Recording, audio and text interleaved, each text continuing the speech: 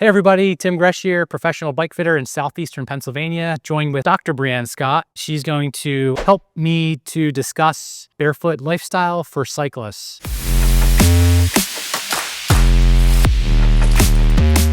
And the reason we're doing this is because it probably makes a lot of sense for cyclists to consider going barefoot when they're not riding or when you're not riding, because when you're wearing a cycling shoe, it's not really doing you any favors. It's not strengthening your foot.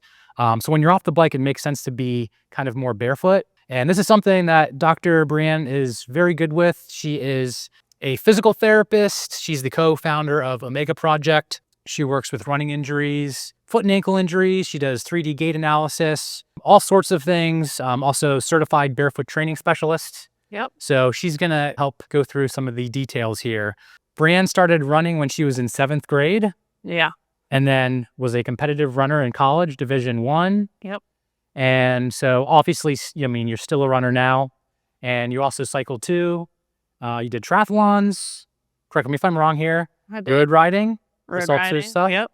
And then you're also doing gravel cycling. Gravel cycling. And I'm a little bit too wimpy for mountain biking. Okay. But But gravel. I like gravel. I like gravel. I like gravel a lot. And I fitted her on her bikes. Yeah. Actually, Brianne is notorious on the channel. I use her video a lot from when I first met her when doing the balance test. Yes. So we'll throw that in there. And I built her gravel bike, her Van Dessel gravel bike. I'll put a little picture of that in there too. Yes. So first off, like, what does barefoot really mean? Like being barefoot? Yeah. So when, I write in that I'm a barefoot training specialist, especially since I see a lot of runners, I think there's probably a lot of people who assume that I'm like all in on the barefoot lifestyle, walking around without shoes on or even running barefoot. But to me, it just means using your feet as much as possible. I think we spend so much time in shoes, especially cyclists with the kind of tight-fitting, stiff cycling shoe. We spend so much time in shoes, in socks, and our feet are amazing. I mean, there's so many bones and muscles, and we're supposed to be using them. And I think, more importantly, our feet are really the only connection between the ground and our brains. So that's where we get most of our feedback. So you've heard the term grounding, and that can literally mean like having your feet on the ground. So there's just so many benefits to using our feet how they're supposed to be used. So as much as we can, whether it's around the house, outside, being truly barefoot, and then wearing a barefoot type of shoe. Otherwise, when you do have to be in shoes. Mm-hmm. There are those people that will walk around and run around the streets barefoot, but I'm not one of them. So. Uh-huh.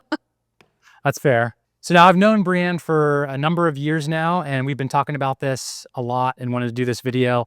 I personally am barefoot. Basically, I wear like minimal shoes around the shop here. So I'm basically wearing a Vivo barefoot like this. And I've noticed a huge impact on like how I feel on the bike and just like in general in life. I just feel like my posture is better. And I used to wear shoes around here that were very thick because I thought that like that thick padding was like going to help me feel less fatigued at the end of the day. But it actually didn't. I would feel like super fatigued at the end of a workday here at the shop. Whereas now that my feet have gotten a lot stronger, at the end of the day, my feet aren't fatigued at all. Another thing that prompted this video was I was working with a customer recently with their bike fit, and they were telling me that their feet hurt when they ride. They were struggling to find the right cycling shoe. They had all sorts of different insoles. They were like modifying them, like cutting up into little pieces, a little area of the foot that hurt. They were cutting a little piece off there. And then when they took their feet out of the shoe and I was just kind of looking at their feet, I kind of wondered like, how strong are their feet? And they basically indicated to me that their primary activity is cycling. And when they're not cycling, they're wearing a thick soled shoe. And the only time they're really barefoot is like to go to the bathroom at night. So that's when it dawned on me that like, this is probably a really big missing piece for you cyclists out there where cycling is your primary activity and you're not really doing anything to strengthen your feet, maybe not realizing how much of an impact that could make for you in your performance.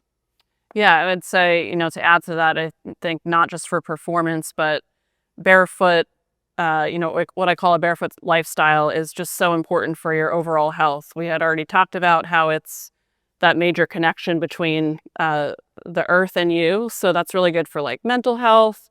It's good for stability when we get that feedback from our feet right away. We're not diminishing that sensory feedback by having cushion and stiffness under the feet. That can be super helpful, especially as we get older, the cognitive changes that can happen when your feet aren't on the ground.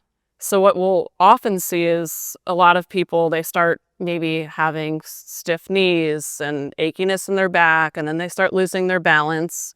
And the doctor's like, wear a more supportive shoe. Like, let's get you in more cushion. Let's get an orthopedic shoe.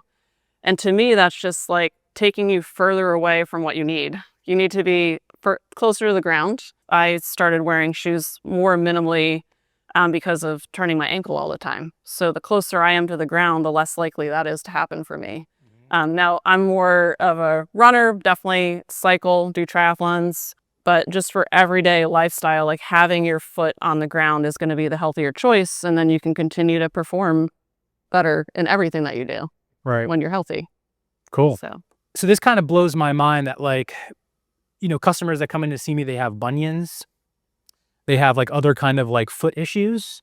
And it's like, I almost feel like that's just like something that happens to you in life. Like, you just have bad feet. Like, how much of that is just like they're wearing shoe? I mean, that's what shoes do to you, like typical shoes. Like, is that what's happening? Yeah, so a lot of people will come in to see me and say like, oh, my mom had bunions, my grandma had bunions, so they're genetic. And then there's the people out there that say it's not genetic. And it really isn't, because it's more about the foot type that you inherit, which usually comes from your general either hyper or hypomobility. So some people just have more joint mobility, more instability, and some people have more stiffness, right? So some of that is a little bit inherited. But overall, I do think if we were to all be barefoot our whole lives, we probably wouldn't develop those things because we'd be using our feet the way they're supposed to be used. So I think most of it comes from wearing shoes at an early age, having a certain foot type, and then developing patterns because we're in these shoes and just not aware of our feet at all. So I think most people probably just don't even think about their feet because we're in shoes all day long. And I think that's where that starts. And unfortunately, it starts really early. So by the time you have the bunions and other structural issues, it can be really hard to reverse some of that. But there is hope. It just takes some work, but... Well, that leads me to my next question, which is, you know, if someone's watching this video and they're like, I'm too old to do this. My feet are like too destroyed, the bunions and everything. Like, can they actually do this? Can they go from their normal shoes to something like this, you know, and walk around and get strong feet? Yeah, so I think there's a couple factors that come into play for that. As we get older, we do develop things like loss of fat pad in the ball of the foot and the heel of the foot, which can make walking around barefoot pretty uncomfortable sometimes. There's also some structural changes that you really would have a hard time overcoming, especially like a severe bunion. But there's always work you can do. And I think it just starts with, can I walk around the house a little bit barefoot? Can I wear toe spacers to try to stretch out some of those tight muscles and ligaments in my foot? Can I do some exercises that start to make me more aware of my foot? So I think there's always little things you can do. In an ideal world, you come see me and I get to actually see what's going on with your foot and then be able to prescribe the right exercises. That way you don't get yourself into trouble doing something too extreme. But yeah, I think there's always small steps that can grow upon themselves to get you to the point where you can walk barefoot. Okay. And we are going to leave a link in the description below to a protocol that Brianne has for getting into barefoot. So ideally, it would be good to like have some kind of like method getting into it. Yeah. However, you could also just, if you're kind of curious about this, just start trying the barefoot thing and kind of like slowly building into it. That's actually what I did. It probably wasn't the best thing for me to do, but like I basically just started wearing barefoot shoes around here. And I definitely had times where I overdid it and maybe I got lucky and I could have maybe got more injured, but I was able to kind of build into it. Brianne, have you always been barefoot? I haven't. So when I was in 10th grade, I developed a stress fracture in my foot. So at that time, I saw a podiatrist who got me into a custom orthotic right away. And I thought, this is great. I have pretty, I call my feet floppy feet. So there's a lot of mobility there. I tend to pronate quite a bit, which is when your arch collapses. So I got these custom orthotics and I wore stability shoes, and I wore that all the way through college and even after, until the point where I started having more and more foot issues and other injuries up the chain. And this one doctor was like, let's add more to your orthotics and maybe at some point we need to do surgery. And I'm like, I don't think so. And lucky for me, I got to a point where I had taken a little bit of a break from running. So I was coming back to it slowly, and I was like, I'm going to start wearing a little bit more of like a minimal shoe. I also had been turning my ankles a bunch, and in general, bigger shoes were not feeling great. So I started getting into like a lower profile shoe, kind of like this, where it's not a barefoot shoe, but they're a little bit more minimal than some of the typical shoes you see. And then I said to myself, why don't I try some runs without inserts? And then at work, same thing. Where I was working, I used to run around like a chicken with my head cut off on concrete floors. Mhm. And I started wearing a barefoot shoe. And I just immediately had, same thing as you, like you wouldn't expect someone like me with my type of foot. I just immediately felt better, like less fatigue at the end of the day. My feet didn't hurt, my back didn't hurt. So I started wearing the barefoot shoes more and more regularly. Even with hiking, I had a lot less pain. I had less difficulty finding shoes that would feel good. So I pretty much transitioned into doing everything aside from running in a barefoot shoe. And I can't go into any other shoe. Even walking around like Europe now, I would wear a barefoot shoe. Mhm. Like a day of city walking, I'm going to feel better in that. Right. I still wear typical running shoe, and I have an over-the-counter insert because running is a very fast motion, and I can't be aware of my feet when I'm running. So I still wear a little bit of an insert, but my feet have come a long way since college. Yeah. So And yeah. and so Bree obviously is a runner, and a lot of you watching here are probably not runners. Maybe some of you are, but a lot of you are cyclists. So I think in the running community, well, it seems like running, you definitely don't want to be barefoot. Like you kind of want to have that cushion there just for like the shock absorption. So that is a very interesting question because there's a big move these days towards these like high stack height shoes. And basically stack height is the overall height of the shoe. So you'll see some of these like Hokas and different shoes that have a very high stack height, and people want a lot of cushion. I do 3D gait analysis, and what we find is that actually when people transition to a higher cushion shoe, they might say, I've been having knee pain or back pain and I feel like I need more cushion. What we actually find is that they land with more forces through their joints. And the reason is because it's not about how hard you hit the ground, it's about knowing how hard you hit the ground. Mm. So in a cushioned shoe, your foot basically has to go through that cushion to get the feedback from the ground. So it actually you land harder when you wear a cushioned shoe. Now, eventually you can adapt to that. And some people actually need that because they can't absorb forces. Maybe they have some arthritis. Maybe they're doing an ultra marathon and eventually they get too tired to absorb forces. But overall, you're actually landing with higher impact forces through your joints when you wear cushion. Sometimes it seems like, hey, if I wear less, that's going to be more of an impact, but it's actually less. So in terms of running in a barefoot shoe, some runners can make that happen, but we are just not trained in that way because of how we grew up. So if you go to Africa, they're running barefoot because they've been barefoot their whole lives. And they actually have trained their foot, their muscles, and their legs and everything to be efficient in that way. I just think for the average American to be able to truly run in a barefoot shoe takes a lot of work. So it's not something that I see very often, but I will support runners who want to try to do that. In my ideal world, everyone would be wearing a little bit more of like a minimal shoe rather than the super shoes and the high stack height shoes.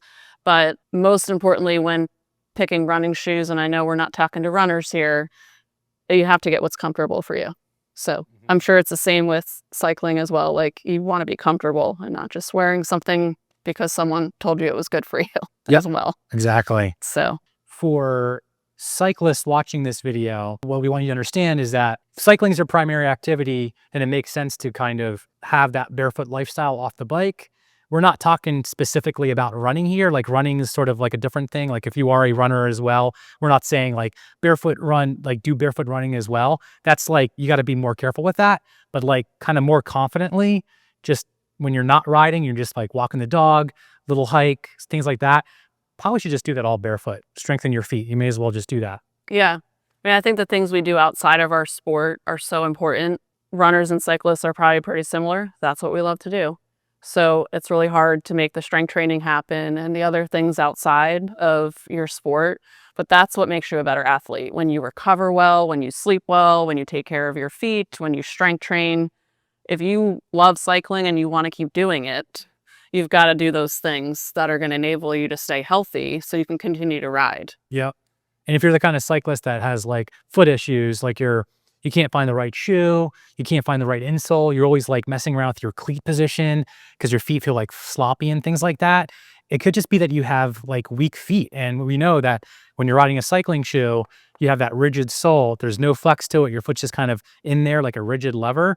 You're not really helping it at all. So if you were living the lifestyle, if you were barefoot off the bike, then you would actually notice a difference in how your feet feel on the bike. Just feel a little bit more connected. You wouldn't feel as finicky with like your shoes. Like, basically, as long as you found a shoe that's sensible, an insole that's sensible, that's basically all you need because your foot's strong enough to kind of handle the rest.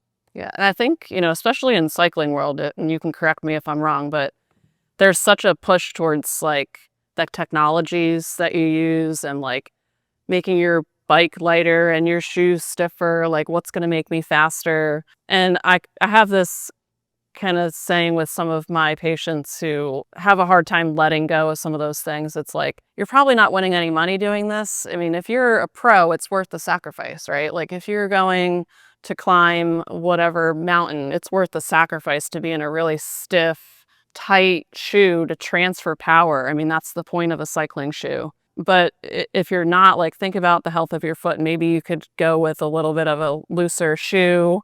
I still think probably the stiffness, the carbon makes a pretty big difference, but make it comfortable. Don't shove yourself into something if you don't really need to. Yeah, and that makes a lot of sense. And this is one reason why I like the Lake shoes, because generally you're going to have a wide toe box. This one right here is the CX201. That's a really wide toe box.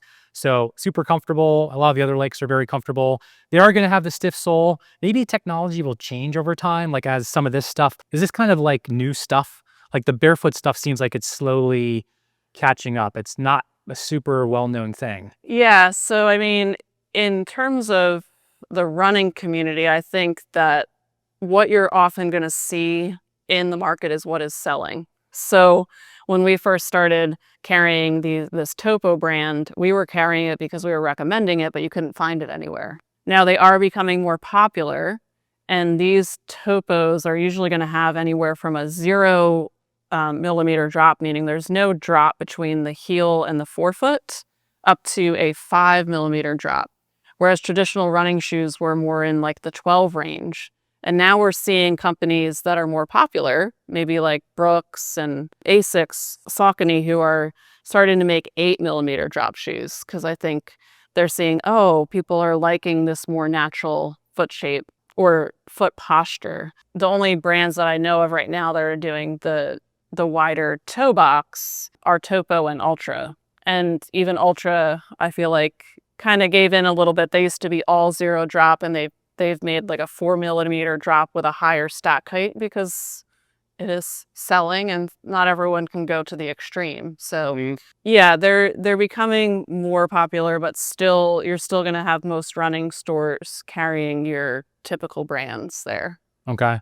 So can you explain like what is drop? I always hear like a 0 drop shoe. What is that exactly? Yeah, so there's a couple different features of a shoe, and the big things that people are hearing about now are stack height and drop. So stack height is going to be like the overall height of the shoe. Like this has a higher stack height, more cushion, and this has a lower stack height, right? And you can just kind of see the difference in the sole of the shoe. The heel drop is the difference in that height from the heel to the toe. In all these topo shoes that I have here, it's not super noticeable, but this is a 5 millimeter drop. So there's just going to be a 5 millimeter difference between the heel and the forefoot. In this shoe is a 0, so there's no difference. And this is how your foot is when you're on the ground.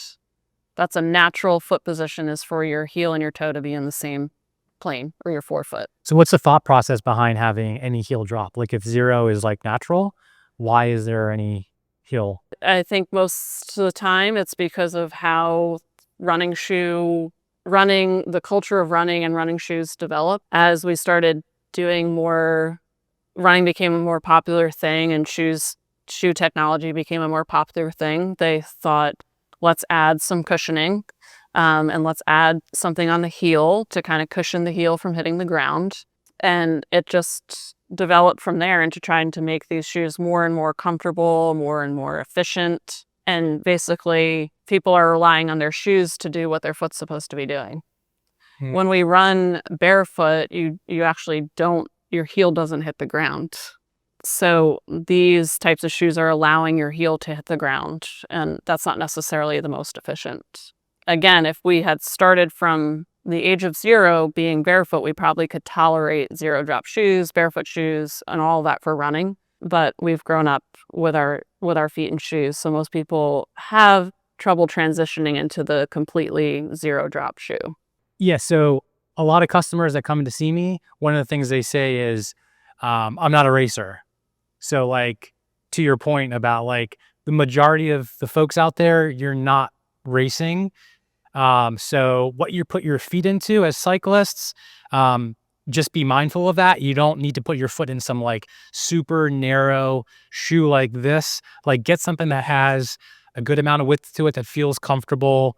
You're not going to really lose a whole lot, and it's going to be much better for your feet. Let your toes play a part. So you go to the podiatrist and they tell you that going barefoot is not good for your feet. That's always something I'm curious about, because they're in the business of like kind of like custom orthotics and things like that. Like, is that like dated? Like, what's your view on like foot doctors? And like, if you're watching this video and you want to do this and you're getting like pushback from a foot doctor, like, what do you do? Yeah. So I have some great relationships with podiatrists, and I know that they'll see some of my patients and say, Brianne's not going to like this, but I want you to get an orthotic.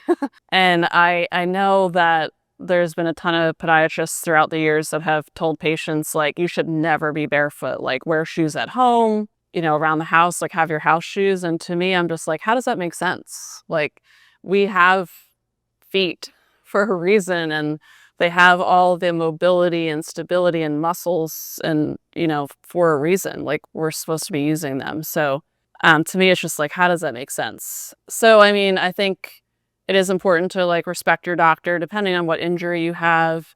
I do put people in inserts temporarily sometimes. And like I said, I even still wear one when I run, because I know that I can't control my foot as much as I need to when I'm running. But as much as we can, if you need to temporarily wear one to help decrease the mechanical stress on an injury or help with pain, that's fine. But as much as you can, you should be seeking out some knowledge on how to get to the root cause of what's going on. And it's not just looking at feet, it's looking at the whole body. It's looking at your gait. We do walking gait analysis. We do running gait analysis, getting a bike fit. Like, what's the root cause of that issue? Basically, like you're putting a cast on a foot if you do an orthotic. If you put a cast on your neck and you never took it off, what's going to happen when you take that off in 5 years, right? You won't be able to hold your head up. Yeah. So I'm pretty against that kind of extreme of like going right to the custom insert. I think there needs to be more info given to people about what the outcome of that could be and how other things could be related, so you can really get after the big picture. And I did do a video on arch support for cycling shoes. Now that's a little bit different, because we put in arch support in the cycling shoes to kind of, for lack of better words, like wake things up a little bit, give a little bit of natural feeling back to the feet. Because we're in a rigid shoe anyway. Like you're in that cast anyway when you're wearing these cycling shoes. So the arch support is kind of serving that purpose. But like when you're off the bike, having arch support and things is not really kind of doing you many favors. No, it might be helping out. Again, sometimes as I'm teaching people how to use their feet and they're learning better foot posture and mechanics, like being an orthotic can help them feel that as well. Like as they're walking and they're walking with better mechanics because of the orthotic, they can start to feel like, oh, that's what my foot's supposed to be doing. In the meantime, they're doing the strengthening and the mobility that they need to do through an exercise program. And then you start to transition out of that insert and feel your feet working well without the insert. Cool. Well, thank you so much, Brianne. You're I welcome. appreciate it. Yeah. We're going to do another video on shoe picks, so check that out. And until next time, enjoy every ride.